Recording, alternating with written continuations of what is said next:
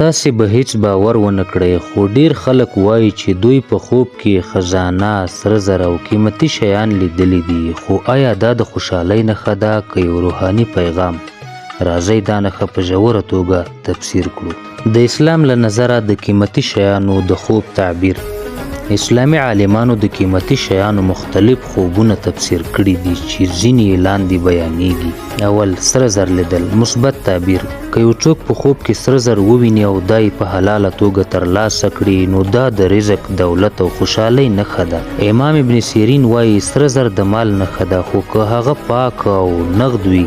منفي تعبیر: که دا سره زر د حرامو له لارې ترلاسه کیږي یا ورسره ویره، خفګان یا جرم وي نو دا د غم، تاوان یا امتحان نښه ده. قیمتي کاڼي زمرد، الماس، یاقوت. دا کاڼي د علم، تقوا، عزت او لوړ مقام نښه ګڼل کیږي. زمرد یعنی شین کاڼي اکثره د ایمان او تقوا نښه ده. الماس د عزت، شهرت او ځواک استازیتوب کوي. یاقوت د عاشقانه احساساتو، صداقت او صدقې نښه ده. خزانه یا خزانې موندل. دا د یوې لویې موقع نښه ده چې الله تعالی ممکن ستا په ژوند کې درته برابره کړي. که خزانه ویني خو نشي وررسېدلی نو دا د یو مقصد لپاره د هڅې نښه ده چې لا یې نتیجه نه ده راغلې. د قیمتي شیانو ورکېدل. دا د تاوان، د نعمت ناشکرۍ یا د فرصت ضایع کېدلو اشاره ده. دا خوب انسان ته یادونه کوي چې له خپلو نعمتونو سره باید انصاف وشي.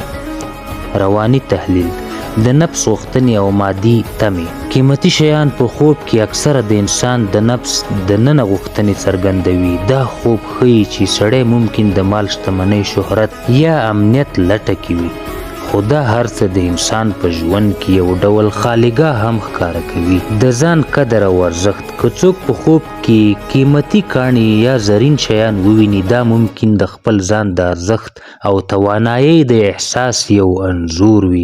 دا خوب ښیي چې انسان ځان یو ارزښتناک شخص ګڼي یا غواړي چې نور یې داسې وګوري.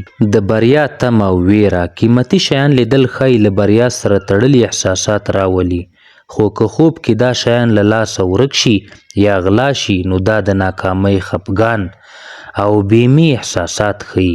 د ټولنې ارزښتونه. په ځینو ټولنو کې سره زر او قیمتي شیان د شتمنۍ، وقار او مقام نښه ده. نو که یو څوک دا ډول ارزښتونه په ذهن کې ولري خوب یې ممکن همدا انځور کړي. دریم، د تربیت اثر.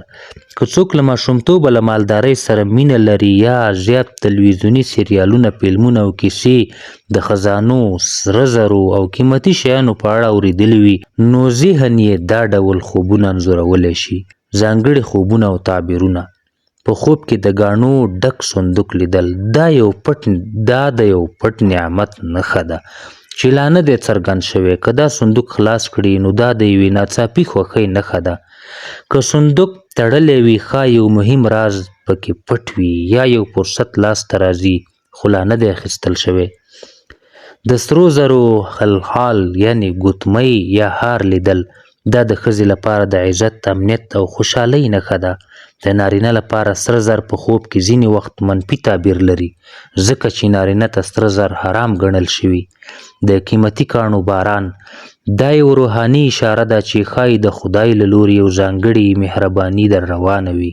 دا ښیي چې ستا ژوند ته خوشحالي، فرصتونه او برکت را روان دی. د قیمتي شیانو ویش. دا ښیي چې ته یو بخښندوی شخص یې او نورو ته هم خیر رسوي. دا خوب ښیي چې الله تعالی ممکن ستا له لارې نورو ته برکت رسوي. که څوک دا ډول خوب وویني او د نعمت احساس وکړي نو بهتره ده چې سم د لاسه شکر ادا کړي. صدقه ورکول. که خوب یې د حرام مال ویره یا نارامي وي نو دا د نفس پاکوالي لپاره صدقه بهتره ده. دعا کول. د خوبونو تر شا روحاني پیغامونه وي باید دعا وشي. که دا خوب د خیر نښه وي نو الله دې خیر راولي او که د شر نښه وي نو الله دې شر له منځه یوسي. د نبوي احادیثو په رڼا کې رسول الله صلی الله علیه وسلم فرمایي الحلم من الشیطان والرؤیا من الله. بخاري و مسلم. ژباړه: خوب یعنی بد خوب له شیطانه دی او رؤیا ښه خوب له الله تعالی څخه وي. یعنی که قیمتي شیان په ښه ډول ارامۍ سره او بې له ویرې وویني دا د رحمت خوب دی او که پکې خفګان، ویره یا حرام ته اشاره وي نو دا د نفس یا شیطان وسوسې دي. په خوب کې قیمتي شیان لیدل د انسان دننه دنیا، روحاني حالت او مادي اړتیاوې ټول یو ځای انځوروي. دا خوبونه باید په دقت وڅېړل شي، د خپل روان عمل، نیت او حال له مخې تعبیر ورکړل شي. ښه تعبیر هغه دی چې سړي ته رشد، اصلاح او بیداري راولي، نه دا چې یوازې د مال خوب تعبیر شي. که تاسو هم کله په خوب کې خزانه یا قیمتي شیان لیدلی وي، نو دا کوم تصادف نه دی، دا یو پیغام دی.